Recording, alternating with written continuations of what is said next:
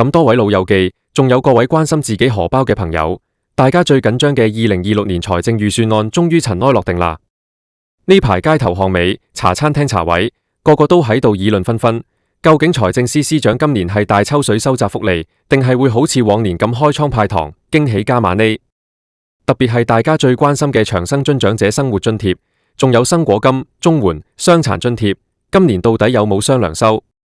如果有，筆錢幾時先會真正過落你個戶口？今日我就同大家逐一拆解，將成份預算案入面最貼身、最重要嘅資訊，用最直白嘅方式一次過講清講楚，等大家心入面有個底，唔使聽埋啲坊間傳聞。我哋先嚟睇下大環境。其實喺2026年呢個時間點，政府嘅財政壓力係相當之大嘅。大家都知呢幾年赤字好犀利，儲備縮咗唔少水，所以好多市民喺預算案公布之前都好驚緊政府會唔會為咗填氹而喺民生福利度開刀。甚至有人話，今年唔單止無糖派，仲可能要市民倒貼。但好彩，睇完細節之後，大家可以先鬆一口氣。雖然政府口口聲聲話要財政整合，即係話要慳錢，但對於基層同長者嘅保命錢，暫時都仲係守得住嘅。首先，最緊要嘅一定係關於額外津貼，即係大家俗稱嘅雙糧。咁多年嚟，大家已經習慣咗預算案會派糧，有時係1個月，有時係半個月。喺2026年度嘅預算案入面，政府宣布會繼續向領取社會保障金額嘅人士發放額外款項。不過，大家要留意返，今年個力度同疫情期間或者經濟大好嗰陣相比，係有少少調整。政府今年決定發放嘅係相當於半個月嘅基本津貼額。雖然唔係大家最期待嘅全份雙糧，但喺赤字咁嚴重嘅情況下，仲有半個月收，已經算係比上不足，比下有餘。咁呢半個月嘅錢到底係幾多呢？我哋嚟計一計數。以而家長者生活津貼即係長生津嚟講，目前嘅金額係4195蚊。如果你係領取呢個金額嘅老友記，今次加發嘅半個月津貼就大約係2097蚊幾。至於生果金，即係高齡津貼，而家每個月係1620蚊，半個月就係810蚊。傷殘津貼方面，普通傷殘津貼係2070蚊，半個月就有1035蚊，而高額傷殘津貼係4140蚊，半個月就係2070蚊。綜援受助人亦都一樣，會按比例獲發半個月嘅額外標準金額。大家聽完金額，最想知嘅肯定係筆錢幾時到手啊？根據往年經驗同埋政府嘅程序，預算案公布之後，仲要等立法會通過撥款條例草案。2026年嘅撥款通常會喺5月左右正式通過。一旦通過咗，社會福利署就需要少少時間去做行政程序，即係所謂嘅過數。所以大家預計呢半個月嘅額外糧最快會喺2026年嘅6月中或者6月底開始，陸續自動轉賬去你哋嘅銀行戶口。大家記得喺嗰段時間去銀行查下簿仔，或者用手機銀行睇下筆錢到咗未。政府一向強調呢啲錢係會自動轉賬嘅，唔需要大家再去填表申請。所以如果有人打電話嚟話要幫你申請領取預算案津貼，仲要問你攞銀行密碼或者個人資料，記住嗰啲100%係騙案，千祈唔好上當。講完雙糧，我哋要睇下個底薪，即係福利金嘅加幅。大家平時去買餸、去茶餐廳食個早餐，都感受到啲物價升得幾犀利。一份餐由40幾蚊加到50幾蚊，老友記份津貼如果唔加，購買力真係會縮晒水。根據現行嘅機制，政府會根據社會保障援助物價指數去調整福利金。2026年度，政府根據過去一年嘅通脹數據，宣布由2026年2月1號起，已經上調咗各項津貼金額，加幅大約係3.3%。你可能會話，加得個3點幾，夠買多2棵菜咩？雖然加幅睇落唔係好大，但起碼係按機制辦事，保證咗個金額唔會原地踏步。調整之後，長生津由4060蚊加到4195蚊，每個月多咗135蚊。生果金就由1570蚊加到1620蚊，每個月多咗50蚊。呢啲錢雖然唔係大數目，但對於好多單靠呢份津貼生活嘅長者嚟講，每個月多100幾十蚊，起碼可以應付到1-2餐飯嘅開支，或者交多1-2張水電費單。講到呢度，我想同大家深挖一下，點解今年預算案嘅情緒咁複雜？點解標題我會話係大抽水定加碼？因為如果你睇整體福利，政府係有少少收水嘅跡象。例如往年成日有嘅電費補貼、差餉減免，喺2026年嘅預算案入面係明顯縮減咗。以前政府可能會派幾千蚊電費補貼，今年就得返1000蚊，仲要分開12個月嚟扣。差餉方面，以前可能免2季，每季上限1000蚊，今年就減到得1季，上限得500蚊。對於有自住物業嘅小業主或者要交電費嘅基層家庭嚟講，呢啲生活成本嘅增加，其實係抵消咗福利金嘅加幅。所以呢份預算案俾人嘅感覺係保住最底層，但中層同基層邊緣就要捱一捱。對於我哋呢啲平民百姓，特別係長者朋友，仲有一個好重要嘅資訊，就係2元乘車優惠。之前一直有傳聞話，因為政府財政預算赤字大，會唔會取消2元乘車優惠，或者改到65歲先可以享用。喺2026年嘅預算案入面，政府明確表示唔會取消呢項政策，但就一定會加強打擊違規使用，同埋研究點樣優化個成本。暫時嚟講，60歲以上嘅老友記依然可以攞住張樂悠咭周圍去。呢個消息對大家嚟講絕對係食咗粒定心丸，因為一旦冇咗2元車費，老友記出街嘅意欲會大大降低，對身心健康都冇好處。不過大家要留意返，醫療券方面今年就冇乜大驚喜。雖然冇減到，但亦都冇好似大家期望咁加到3000蚊或者5000蚊，維持返每年2000蚊，上限8000蚊嘅水平。政府嘅諗法係，而家醫療資源好緊張，佢哋寧願將錢投放喺公營醫療嘅硬件度，例如減短專科門診嘅輪候時間，多過直接派錢俾大家睇私家。呢一點大家就要自己衡量下，平時保養身體真係好重要，唔好等到要用醫療券先嚟諗。再講講綜援家庭。2026年嘅綜援制度其實面臨住一啲微調。政府喺預算案提到，會鼓勵有工作能力嘅綜援受助人重投職場，所以喺豁免計算入息嗰部分做咗啲優化，想大家做多啲兼職，賺多啲錢之餘，又唔會即刻被扣晒啲綜援金。呢個方向其實係想大家自力更生。對於一啲仲有體力想賺返啲私房錢嘅中高齡人士嚟講，其實係一件好事。講到2026年度嘅財政狀況，財政司司長其實多次強調錢要用喺刀口上。呢句話聽落好官腔，但背後嘅意思其實好明顯，以後好難再有嗰種全民派錢或者全民消費券嘅情況。大家可能仲記得2021年、2022年嗰陣，每人派5000、1萬消費券，大家買得幾開心。但嚟到2026年，呢種情景已經成為歷史。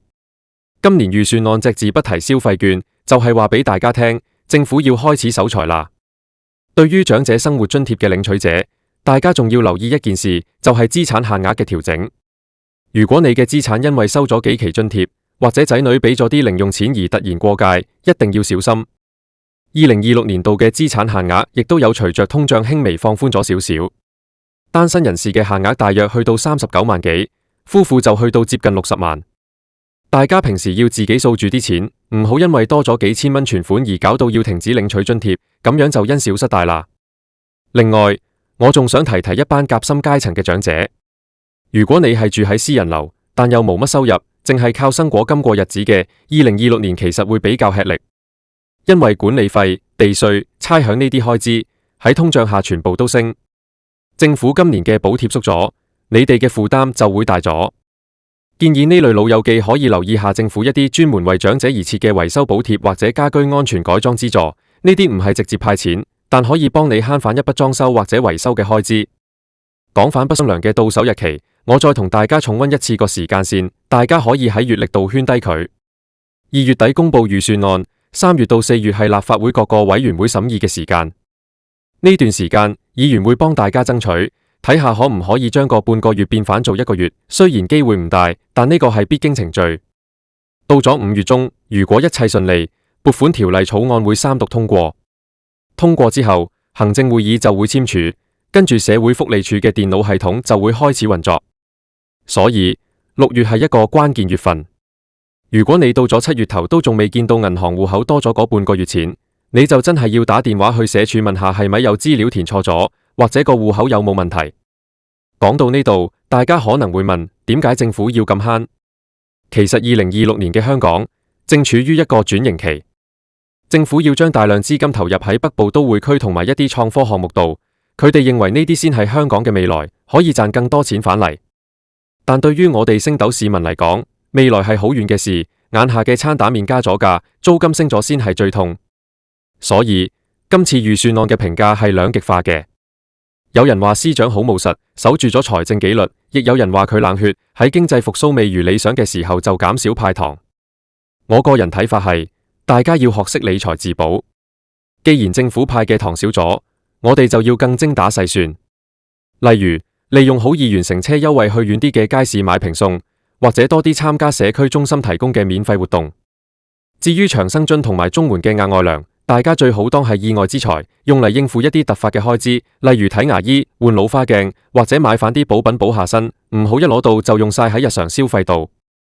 仲有一點，2026年預算案入面其實有提到關於基層醫療嘅轉向，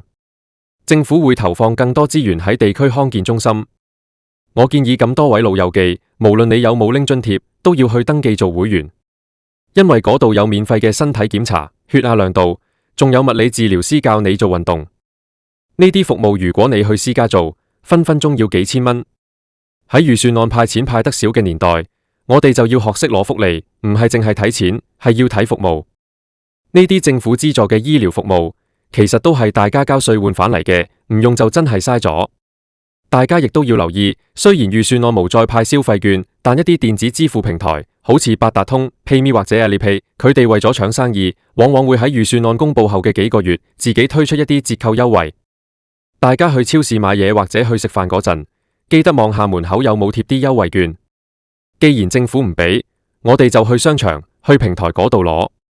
總結一下，2026年度嘅財政預算案對大家嚟講，係一個平穩中帶點寒意嘅方案。長生津、生果金、綜援、傷殘津貼全部有得加，雖然加幅唔算驚人，但起碼跟到通脹。半個月嘅額外糧確定會有，大約6月到手。但與此同時，電費、差餉嘅補貼就大幅縮水，大家生活負擔依然唔輕。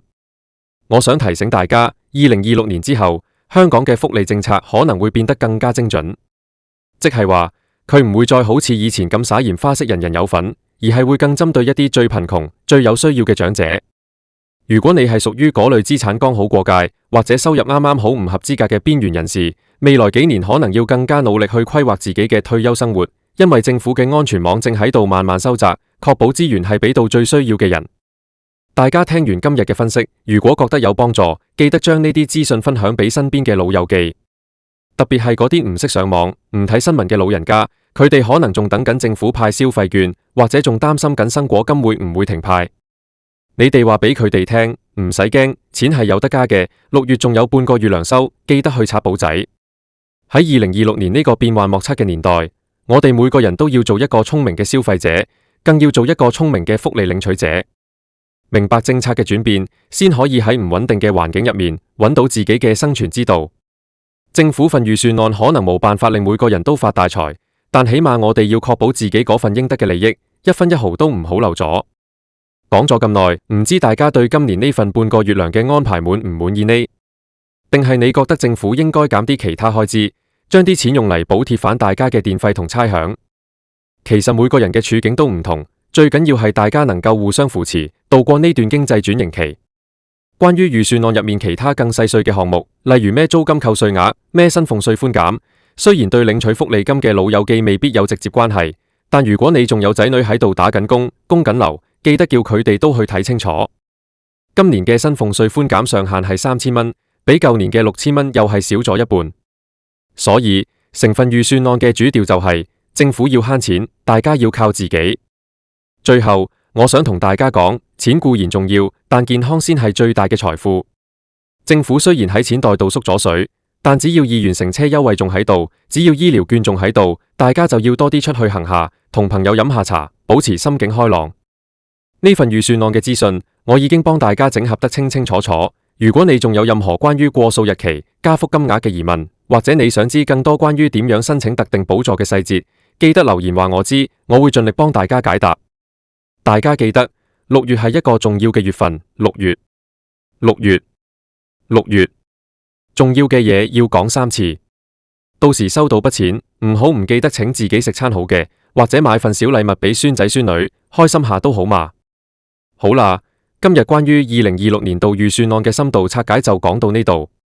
雖然政府大抽水收窄咗一啲補貼，但起碼長生津同雙糧呢兩條大橋仲穩陣。